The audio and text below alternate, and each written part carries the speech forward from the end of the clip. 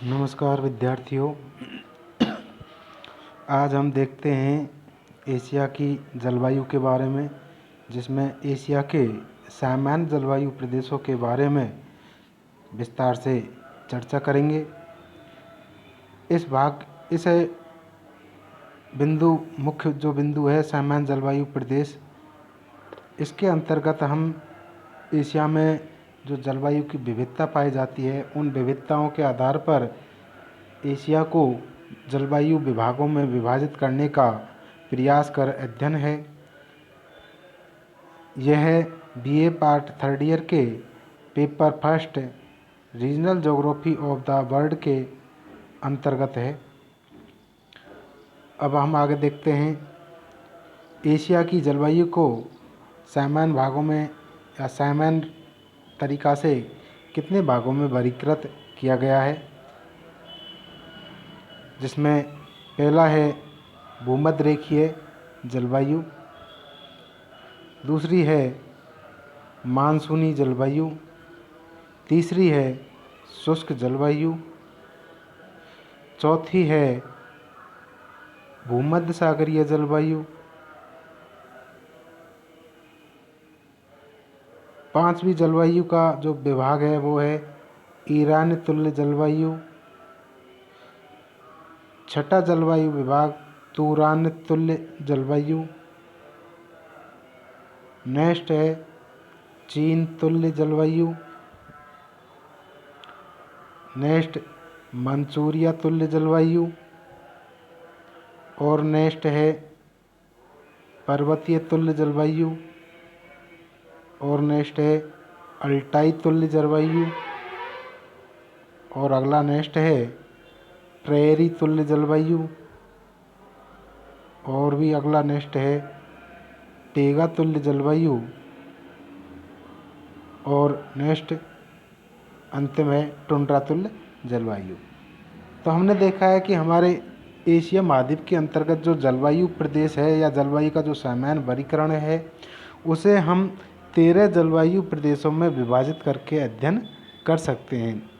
इन 13 जलवायु प्रदेशों को हम मानचित्र के द्वारा भी देख सकें तो इसमें मानचित्र के द्वारा जो नंबर लगे हुए हैं उन नंबर के आधार पर प्रत्येक जलवायु प्रदेश को व्यक्त किया गया है, जिसमें एक एक को हम देखते हैं।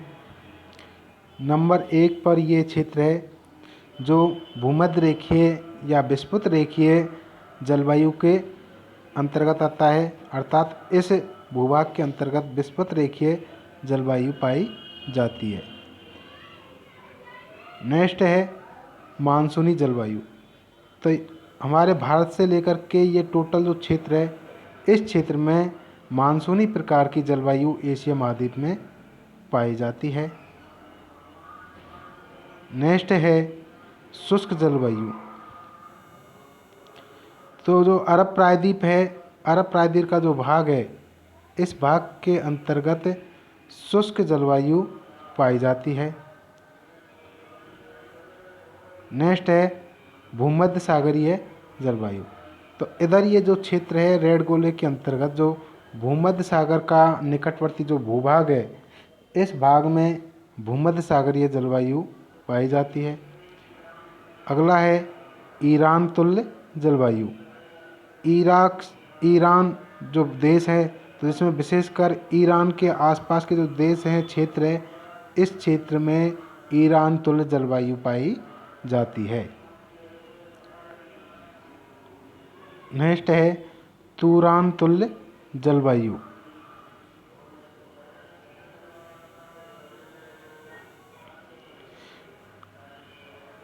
बाल्कस झील, अरल सागर, कैस्पियन सागर,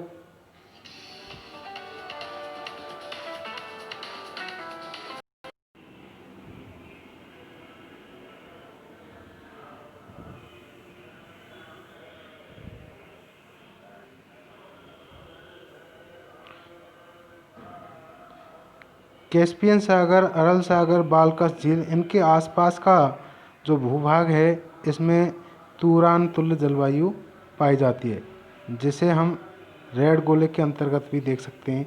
ये जो क्षेत्र है, भूभाग है एशिया महाद्वीप का, इसमें ये तूरान तुल्य जलवायु पाई जाती है। नेक्स्ट है चीन तुल्य जलवायु। तो चीन का अधिकांश जो भाग है, पूर्वी भाग, इस भाग के अंतर्गत ये चीन तुल्य जलवायु का विस्तार है। नेक्स्ट है मंचूरिया तुल्य जलवायु। चीन का उत्तरी पूर्वी भाग है जो वर्तमान में, पहले मंचूरिया था स्पेशली, और इस मंचूरिया के अंतर्गत जो जलवायु पाई जाती है वे मंचूरिया तुल्य जलवायु पाई जाती है।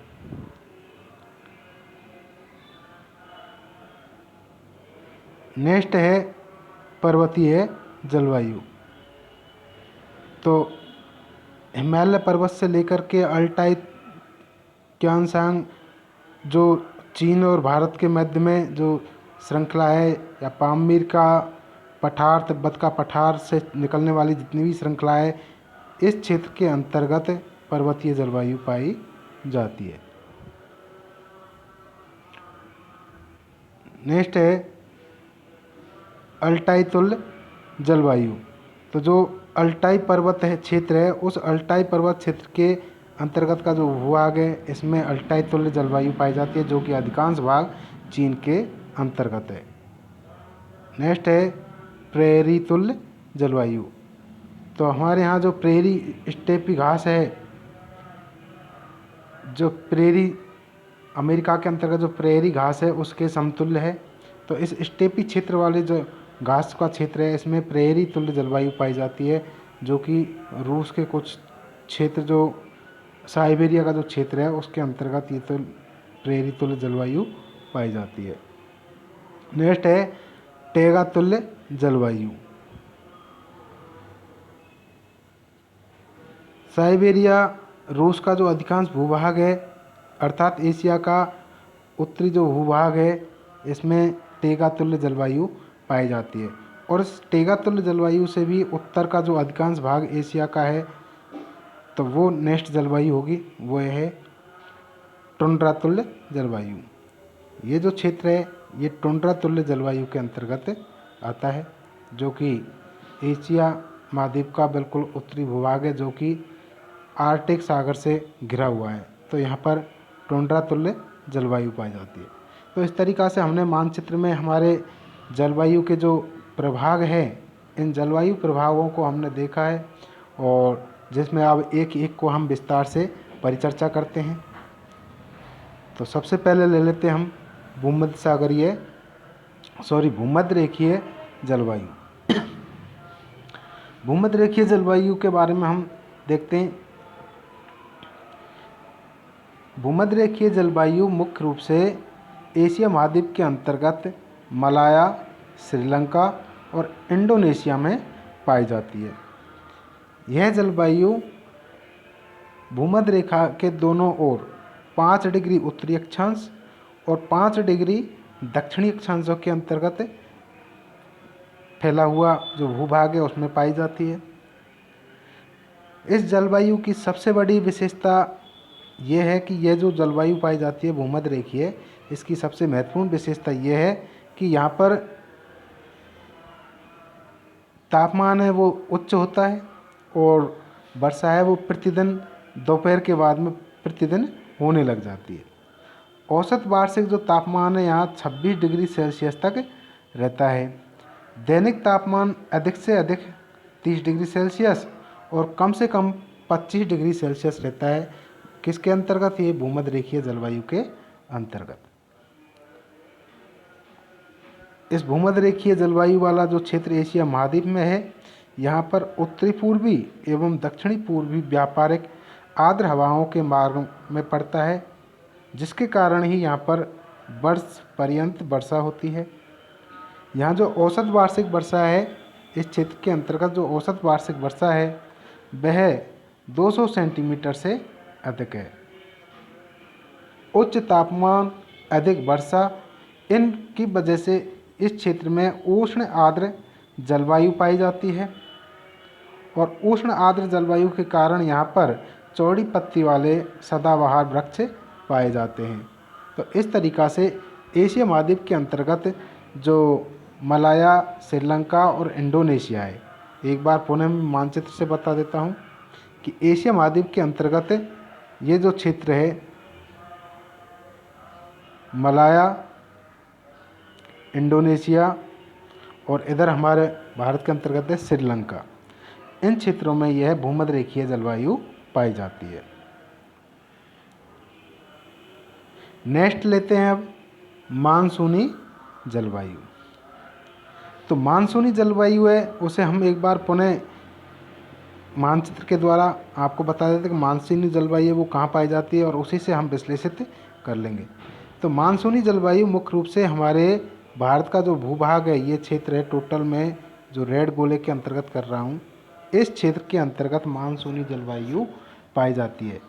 तो इस क्षेत्र में जो देश आते हैं उनमें है पाकिस्तान, भारत, श्रीलंका, म्यांमार, थाईलैंड, हिंद चीन, जापान, फिलीपाइंस, फार्मोसा। तो ऐसे देश हैं जहाँ पर ये मानसूनी प्रकार की जलवायु पाई जाती है। इस मानसूनी प्रकार की जो जलवायु है उसकी मुख्य विशेषता यह है कि यहाँ पर तापमान बहुत अधिक बढ़ जाता है। मानसूनी प्रकार की जलवायु वाला क्षेत्र है, इसमें तापमान बहुत अधिक बढ़ जाता है और कभी कभी तो 40 डिग्री सेल्सियस तक भी चला जाता है। एवं वार्षिक व दैनिक तापांतर भी अधिक होता है। इस क्षेत्र के अंतर्गत जो ग्रीष्मकाल है उस ग्रीष्मकाल में भयंकर गर्मी भरी हवाएं चलती है, जिन्हें कुछ क्षेत्रों में जैसे हमारे भारत के पश्चिमी जो भाग है उसमें इन्हें स्थानीय भाषा में यहाँ पर लू, भारत के अंतर्गत इन्हें लू के नाम से जाना जाता है। और इसी वजह से यहाँ पर क्या है, न्यून वायुदाब वाला क्षेत्र है या न्यून भार वाला क्षेत्र है वो स्थापित हो जाता है और जिसकी वजह से यहाँ की जो हवाएं हैं वो भी प्रभावित होती है। मानसूनी प्रकार की जलवायु वाला जो क्षेत्र है, जिन जिन देशों में ये पाई जा रही है एशिया महाद्वीप के अंतर्गत, उनमें वर्षा में एक तो अनिश्चितता मिलती है और एक असमानता मिलती है, अर्थात जो वितरण है वो समान नहीं मिलता है। और कभी कभी तो ये भी देखने को मिलता है कि मानसूनी वाली जलवायु जो क्षेत्र है यहाँ पर कभी कभी अकाल भी पड़ जाता है, क्योंकि कभी पता ही नहीं चलता है कि मानसून है वो हमारी जो वायुमंडलीय परिसंचरण तंत्र है उनसे प्रभावित होता है, जिसमें हमने खूब अच्छे से भी पढ़ा है कि एल नीनो है उससे भी प्रभावित हो जाता है, दक्षिण दोलन है उससे भी प्रभावित हो जाता है और जिसकी वजह से यहाँ पर कभी कभी बिल्कुल ही भयंकर सूखा पड़ जाता है। इसीलिए ऐसी जलवायु वाला क्षेत्र या मानसूनी जलवायु है उसको या इस क्षेत्रों के लिए ये कहा जाता है कि मानसूनी जलवायु एक जुआ है, जिसमें कभी कभी जहाँ की जो अर्थव्यवस्था है उसको मानसूनी, जैसे भारत के संदर्भ में आपको बता दें कि भारतीय जो अर्थव्यवस्था है वो मानसून का जुआ है, तो इस तरीक़ा से कहा जाता है।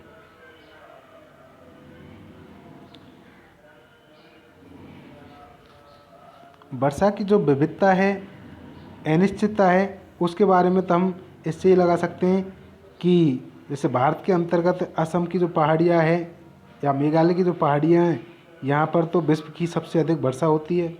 वहीं दूसरी तरफ पश्चिमी जो रेतीला मैदान है, थार का मरुस्थल है, उसमें मात्र 25 सेंटीमीटर से भी कम वार्षिक वर्षा हो पाती है।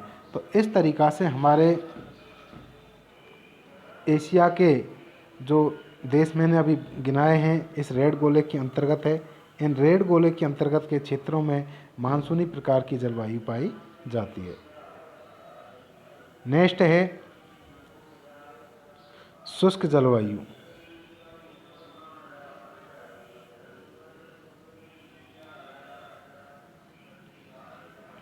शुष्क जलवायु को भी हम मानचित्र के द्वारा विश्लेषित करके नहीं और अच्छे से समझ लेते हैं। शुष्क जलवायु को हम उष्ण मरुस्थलीय जलवायु के नाम से भी संबोधित कर सकते हैं। यह जलवायु हमारे एशिया महाद्वीप का जो दक्षिणी पश्चिमी भाग है, इस रेड गोले के अंतर्गत ये जो क्षेत्र है, इस क्षेत्र के अंतर्गत उष्ण मरुस्थलीय या शुष्क जलवायु पाई जाती है। इस जलवायु के अंतर्गत मुख्य रूप से सऊदी अरब, सीरिया, पश्चिमी इराक आदि देशों का क्षेत्र आता है। उच्च तापमान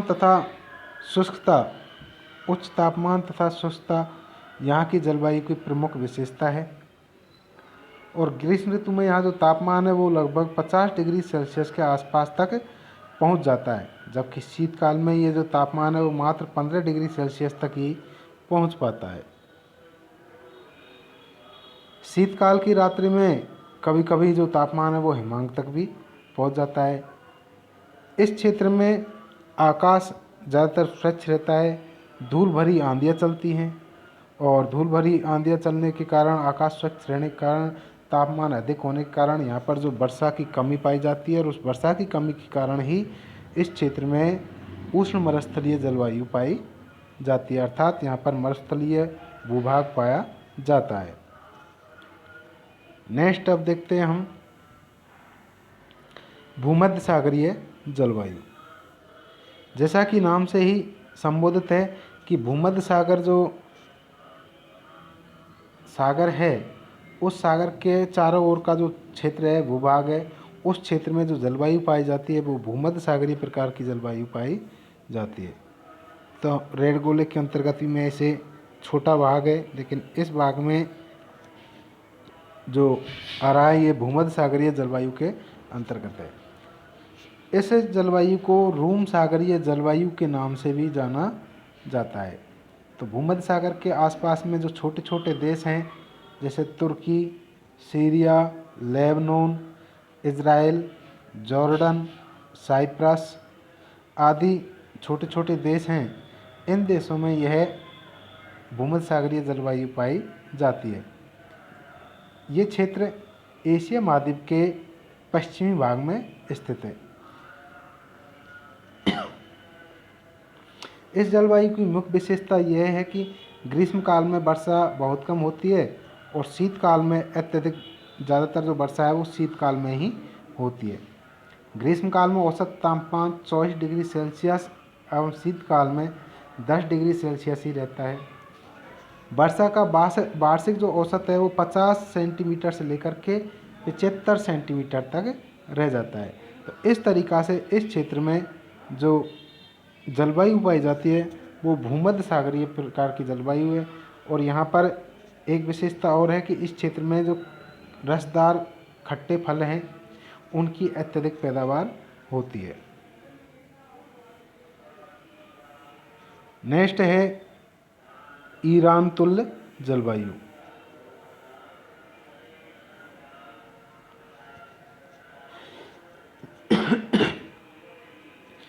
ईरान तुल्य जलवायु, इसे भी हम मानचित्र के द्वारा देख लेते हैं।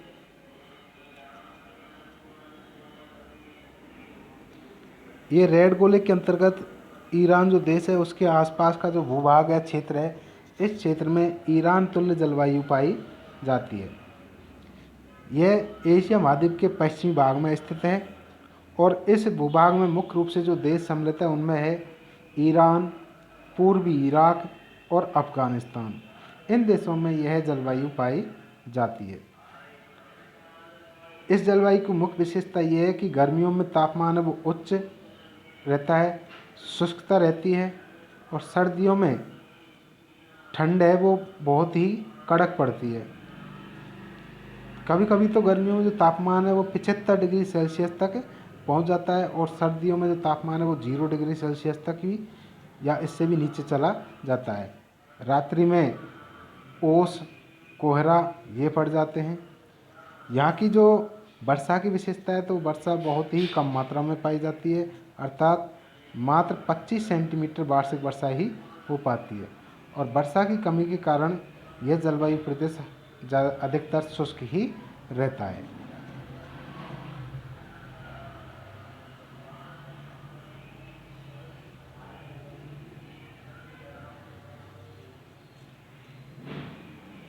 तो इस भाग के अंतर्गत हमने एशिया महाद्वीप की जो जलवायु वर्गीकरण है, सामान्य जलवायु वर्गीकरण, उसके लगभग 5 जलवायु प्रभागों का अध्ययन कर लिया है। और वीडियो कुछ बहुत ही ज़्यादा लंबा हो जाएगा, इसकी वजह से जो बाकी जो जलवायु प्रभाग हैं, विभाग है, उनका हम अध्ययन आगे करेंगे। तो आज हम इसके अंतर्गत ईरान तुल्य जलवायु तक का विश्लेषण हमने किया है। एक बार मैं पुनः बता देता हूँ कि इस वीडियो के अंतर्गत हमने भूमध्य रेखीय जलवायु, मानसूनी जलवायु, उष्ण मरुस्थलीय जलवायु या शुष्क जलवायु, भूमध्य सागरीय जलवायु और ईरान तुल्य जलवायु तक का विस्तार से विश्लेषण अध्ययन कर लिया है। अब नेक्स्ट वीडियो के अंतर्गत हम बाकी जो जलवायु प्रभाग है उनका हम विश्लेषण करेंगे, क्योंकि यह जो वीडियो है वो काफ़ी लंबा हो जाता है, तो जो आपको भी देखने में थोड़ी तकलीफ़ होगी, इसलिए नेक्स्ट वीडियो इसी से लिंक करके अध्ययन करने का कष्ट करें। धन्यवाद।